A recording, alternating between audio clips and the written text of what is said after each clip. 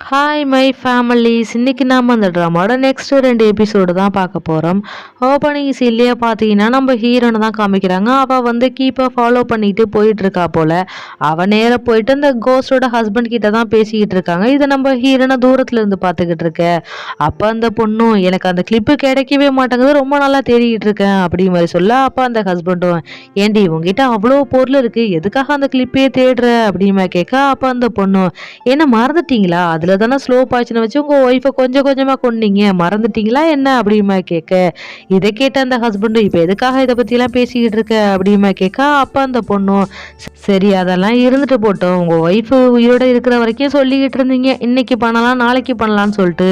அவங்க தான் இறந்து போய் 4 வருஷம் ஆகுதுல, எப்போ தான் என்ன கல்யாணம் பண்ண போகிறீங்க அப்படிமா கேட்க. அப்போ அந்த ஹஸ்பண்டும் கூடிய சீக்கிரமாக உன்னை கல்யாணம் பண்ணிக்கிறேன் அப்படி மாதிரி ப்ராமிஸ் பண்ணிக்கிட்டு இருக்கு. இதை நம்ம ஹீரோனு கேட்டுட்டு ஷாக்காக போய் திரும்பி பார்க்க அந்த இடத்துல கோஸ்ட் பண்ணிக்க டக்குன்னு சவுண்டு போட்டுடுறா. இந்த சவுண்டு கேட்டு அவரும் வெளியில வந்து பார்க்க யாருமே காணோம். சரி ஓகேன்னு சொல்லிட்டு அங்கேருந்து உள்ளே போக அடுத்து நம்ம ஹீரோனும் கோஸ்ட் கிட்ட தான் பேசிக்கிட்டு இருக்கா. அவர் உன்னை கொன்னது உண்மைதான், ஆனா எப்படி கொன்னார்னு எவிடன்ஸ் வேணும்ல அப்படிமா கேட்டுக்கிட்டு இருக்க. அப்படியே அந்த சீனை கட் பண்ணி இந்த பக்கம் பார்த்தீங்கன்னா நம்ம ஹீரோவும் அசிஸ்டண்ட்டும் தான் பேசிக்கிட்டு இருக்காங்க. அப்போ நம்ம அசிஸ்டண்ட்டும் ஆமா இந்த ஹீரோன் எங்கே தான் போனா, காலையிலேருந்து ஆளையே காணும் அப்படிமா கேட்க. அப்போ தான் நம்ம ஹீரோவுக்கும் ஞாபகம் வருது, நான் சொல்ல சொல்ல கேட்காம மறுபடியும் அந்த மேன்ஷனுக்கு போயிட்டாளா அப்படி மாதிரி அங்கேருந்து கிளம்பிக்கிட்டு இருக்க. அப்படியே அந்த சீனை கட் பண்ணி இந்த பக்கம் ஹீரோயின் பார்த்தீங்கன்னா அந்த இடத்துல மாட்டிக்கிட்டா போல எவிடன்ஸ் தேட போய். ஸோ எல்லாரும் ஃபாலோ பண்ணி துரத்திக்கிட்டு இருக்கா. அந்த நேரம் நம்ம ஹீரோனை பூந்து பூந்து ஓடுறதுல பார்த்தீங்கன்னா அவளுக்கு தலையில அடிபட்டுடுச்சு. அடுத்து அங்கேருந்து போயிட்டு தப்பிக்கலான்னு பார்க்க எல்லாரும் சுற்றி வளைச்சிட்டாங்க. ஸோ ஹீரோனுக்கு வேற வழியே இல்லை, அந்த இடத்துல அமைதியாக நிற்க. அப்பா அந்த ஹஸ்பண்டோ நீ யார் எதுக்காக இங்கே வந்த அப்படிங்க மாதிரி கேட்க. நம்ம ஹீரோனும் அமைதியாக நிற்க. இதை பார்த்தா வரும் அவளை அடிங்க அப்படிங்க மாதிரி சொல்ல சுற்றி இருக்கிறவங்க எல்லாரும் அட்டாக் பண்ண போகிறாங்க. அந்த இடத்துக்கு பார்த்தீங்கன்னா நம்ம ஹீரோ வழக்கம் போல் வந்து ஹீரோனை காப்பாற்றிடுறா. அதுக்கப்புறம் அந்த ஹஸ்பண்டும் ஹீரோவை பார்த்துட்டு ஓ சாரிப்பா, காலையில் நீங்கள் என்ன மீட் பண்ண வந்தீங்கல்ல, இவ எதுக்காக உள்ளே வந்தானே தெரியல, அதனால தான் இப்படிலாம் பண்ண வேண்டியதாக போச்சு அப்படி மாதிரி சொல்ல. அப்போ நம்ம ஹீரோவும் என்ன விஷயம் அப்படிமா கேட்க. அப்போ நம்ம ஹீரோனும் இவரு தான் உங்க ஒய்ஃபை ஸ்லோ பாய்சன் வச்சு கொண்டுட்டாரு அப்படி மாதிரி சொல்ல. இதை கேட்ட ஹீரோவும் அப்படியா அப்படிமா கேட்க. அப்போ அந்த ஹஸ்பண்டும் என்ன நினச்சிக்கிட்டு இருக்க, என் ஒய்ஃபு இறந்து போயிட்டாங்கிற சோகத்தில் நிற்கிறேன், இப்போ வந்து நீ இப்படிலாம் பேசிக்கிட்டு இருக்க, அப்படியெல்லாம் நான் பண்ணியிருந்தா கல்யாணம் பண்ணி எப்பயே செட்டில் ஆகிருப்பேன்ல, நான் ஏன் இப்படி தனியாக வாழ போகிறேன், வாய் இருக்குங்கிறதாக எல்லாத்தையும் பேசாத, நான் சும்மாவே இருக்க மாட்டேன் அப்படி மாதிரி சொல்ல. அப்போ நம்ம ஹீரோவும் என்ன தாண்டி சொல்ல வர, ஏதாவது எவிடன்ஸ் வச்சிருக்கியா அப்படிமா கேட்க. ஹீரோனும் ஒன்றும் இல்லையே அப்படிமா சொல்லிக்கிட்டு இருக்கா. அப்போ அந்த ஹஸ்பண்ட்காரும் எவிடன்ஸ் இருந்தா பேசு, இல்லைன்னா இந்த இடத்துல இருந்து கிளம்பு அப்படிமா சொல்லிக்கிட்டு இருக்க. அந்த இடத்துல சவுண்டு கேட்டு அந்த கீப்புக்காரி அங்கிருந்து வர. இதை பார்த்த கிரணம் தான் இந்த பொண்ணு தான் கல்யாணம் பண்ணிக்க போறாரு அப்படி மாதிரி சொல்ல. இதை கேட்ட அவரும் என்னது நான் இவளை கல்யாணம் பண்ணிக்க போறேனா, ஒருபோதும் அப்படிலாம் நடக்கவே நடக்காது, இவ யாரு நான் யாரு, அதெல்லாம் பண்ணிக்க மாட்டேன் அப்படி மாதிரி சொல்ல.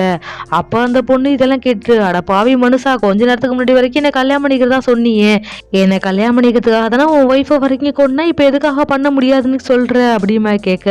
அவ்வளோதான் உண்மை வெளியில வந்துடுச்சு இல்லையா. ஸோ 2 பேரையும் அங்கேருந்து அரெஸ்ட் பண்ணிட்டு போயிடுறாங்க.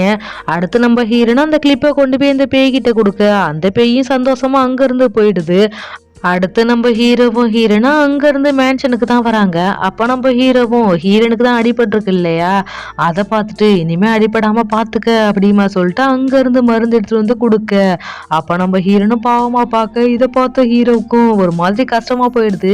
சரி ஓகேன்னு சொல்லிட்டு அவனே மருந்து போட்டுவிட்டு இருக்க. அப்போ பார்த்தீங்கன்னா நம்ம ஹீரோயின் வந்து ஹீரோட கண்ணே பார்க்க.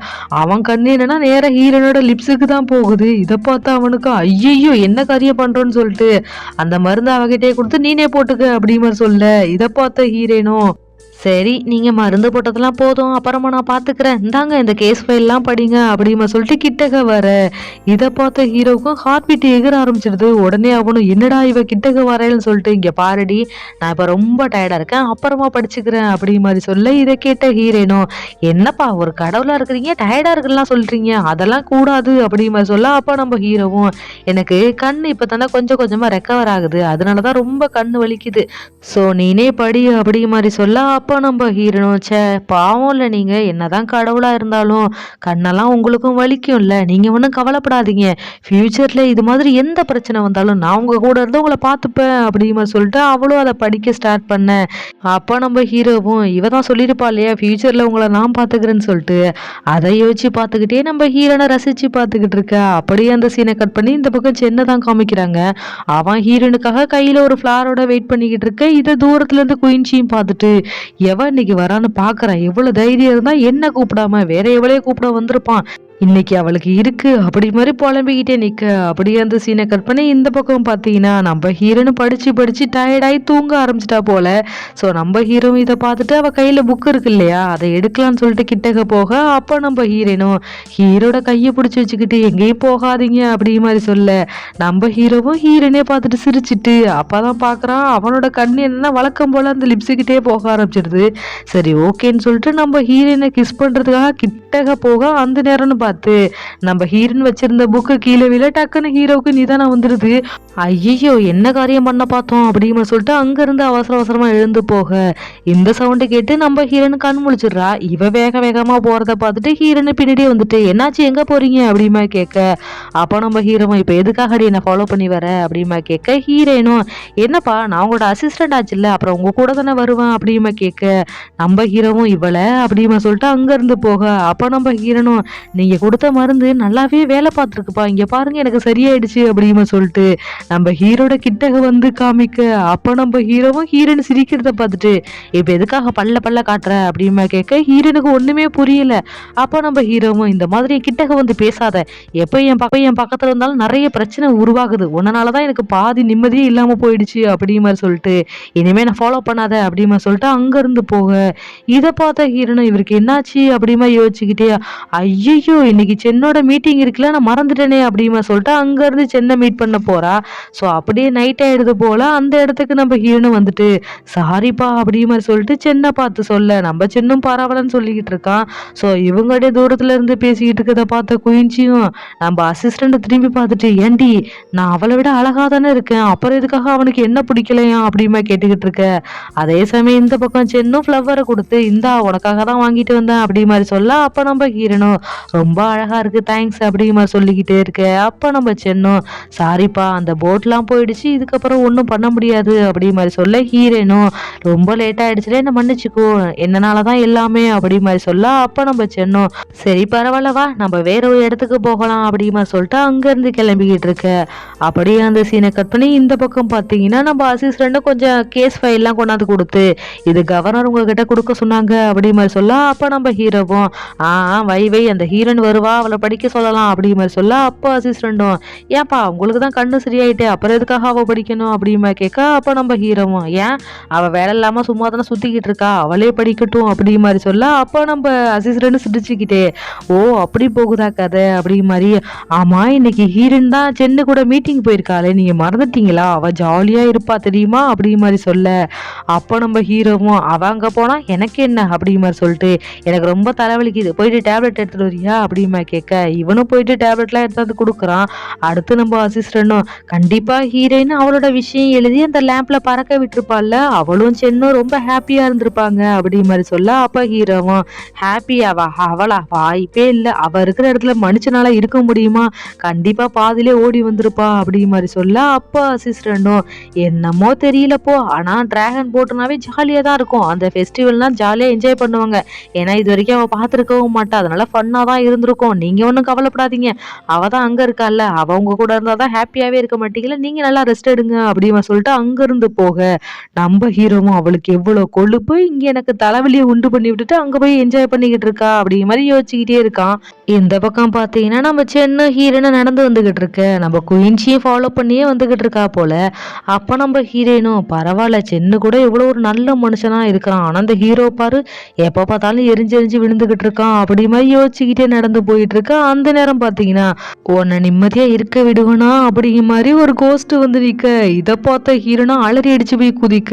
இதை தூரத்துல இருந்து குயின்சியும் பார்த்துட்டு இவ இன்னும் திருந்தலையா அப்படியே தான் இருக்கா அப்படிமா யோசிச்சுக்கிட்டு இருக்க. இந்த பக்கம் நம்ம சென்னோம் நம்ம ஹீரோனை தொட்டு பார்த்து என்னாச்சு உனக்கு ஏன் அலறி அடிச்சுக்கிட்டு இருக்க அப்படி மாதிரி சொல்ல.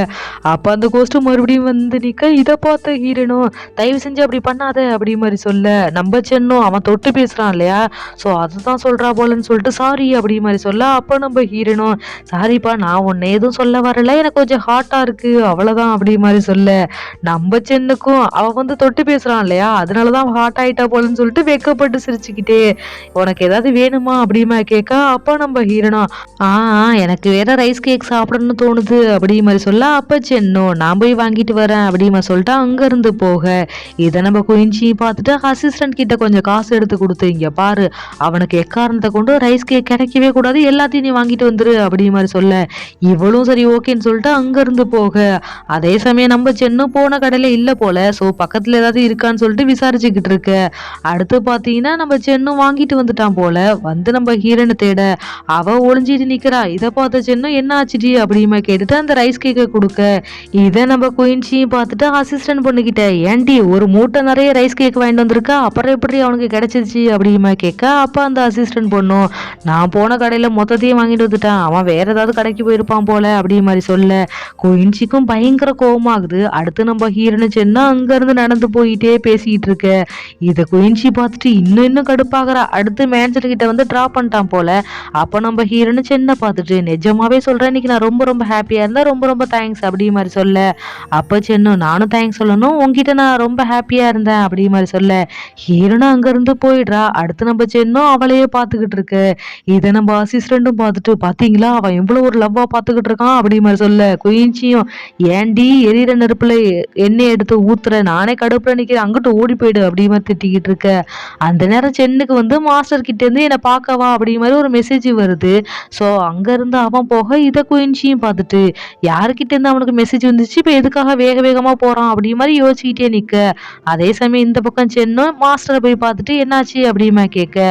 அப்ப அந்த மாஸ்டரும் ஏண்டா உன்னை நான் ஹீரோனை ஃபாலோ பண்ண சொன்னால என்னாச்சு அப்படிமா கேட்க. அப்ப சென்னும் இல்லப்பா அவ கொஞ்சம் இன்னசென்ட் தான் போல, அவளுக்கும் அதுக்கு எந்த சம்மந்தமும் இல்லை அப்படி மாதிரி சொல்ல. அப்ப அந்த மாஸ்டரும் லாஸ்ட் டைம் நீ என்கிட்ட என்ன சொன்ன, அவ ஏதோ வித்தியாசமா நடந்துக்கிறான்னு சொன்ன, இப்போ என்னன்னா கரெக்டா இருக்குன்னு சொல்ற.